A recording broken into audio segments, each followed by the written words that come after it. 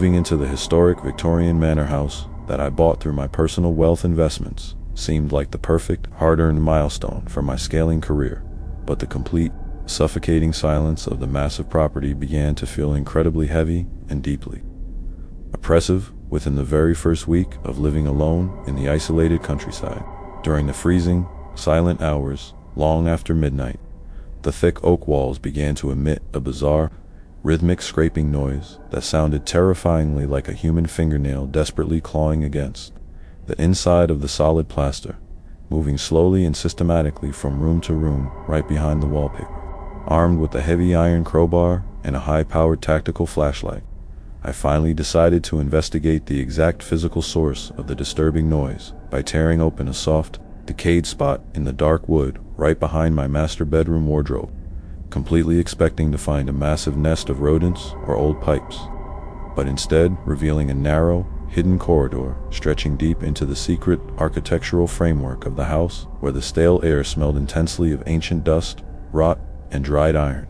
With my heart hammering violently against my ribs and cold sweat freezing on the back of my neck, I carefully squeezed my body into the pitch-black crawl space, tracking the erratic scraping sound, which was now accompanied by a wet, shallow breathing that echoed through the dark wooden support beams directly ahead of me in the dark. I pointed my bright, trembling light beam around a sharp corner into the deepest, hidden recess of the structural wall, and I froze in absolute, paralyzing terror because the hidden chamber was entirely filled with hundreds of missing historical portrait paintings from the 19th century, but every single canvas had been meticulously, violently, and deliberately sliced open at the exact position of the eyes. Before I could even turn my body around to escape back into the safety of my modern bedroom, a towering, emaciated figure with impossibly elongated skeletal fingers and hollow, pitch-black eye sockets slowly emerged from the shadows behind the torn frames, reaching its long, pale arms out to completely block my exit, while the heavy wooden wardrobe doors behind me violently slammed shut with a deafening crash, trapping me inside the suffocating, eternal darkness of the walls forever.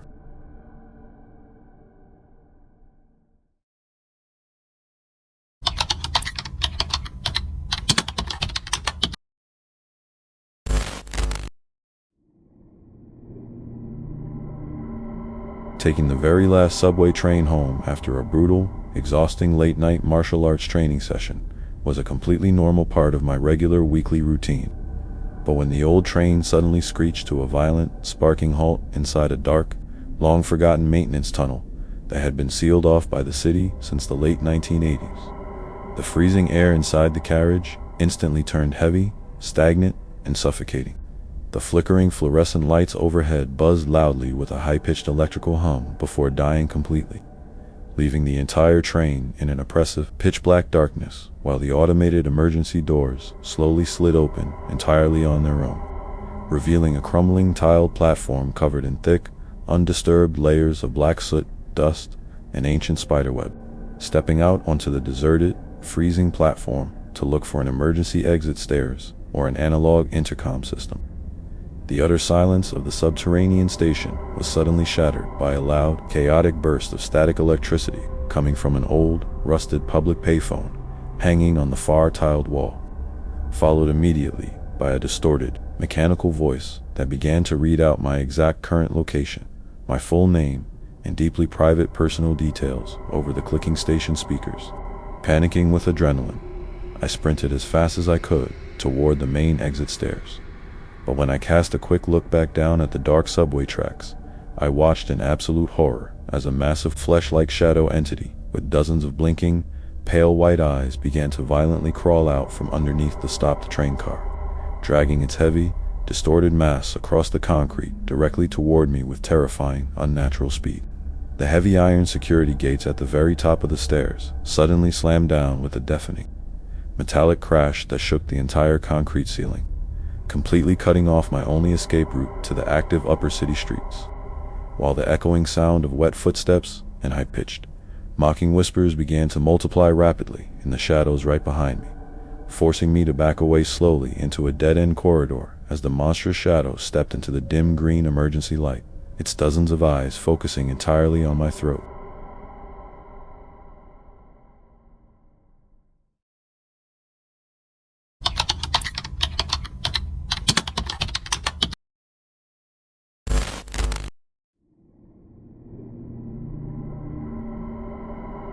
working the isolated night shift inside an old, remote forestry watchtower situated deep within the dense,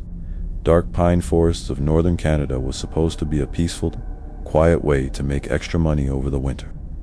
But the absolute loneliness of the wilderness quickly turned into a deep psychological nightmare as a thick, unnatural fog rolled in over the treetops. The emergency radio on my desk remained completely dead and silent for hours, until the crisp autumn wind outside suddenly dropped to a dead calm, and a bizarre, rhythmic tapping sound began to echo sharply against the thick, reinforced glass windows of my observation deck. High above the forest floor, where no human could possibly stand without a ladder, I grabbed my high-powered spotlight and shone the bright, heavy beam out into the dense, swirling white fog to check the structural iron supports of the tower, only to freeze instantly in my tracks as the light illuminated a towering, unnaturally pale creature standing perfectly balanced on a thick pine branch right level with my window, its long, twisted limbs tightly gripping the bark while its hollow, dead eyes stared directly into my soul with infinite malice. The entity let out a high-pitched manic screech that completely shattered the quiet of the forest night, and with impossible, arachnid-like speed, it began to climb straight up the vertical exterior framework of the watchtower, its long black claws ripping through the old wood and solid metal like paper to get directly to my position. I dropped the heavy light and ran frantically toward the floor trapdoor to escape down the interior ladder. But my foot caught on a heavy metal power cable, and I crashed hard onto the cold floorboards, turning around in pure, unadulterated panic just in time to see the reinforced window violently shatter into 1,000 flying pieces as the pale monster tore its way inside the cabin, raising its elongated, razor-sharp claws high into the air right above my chest.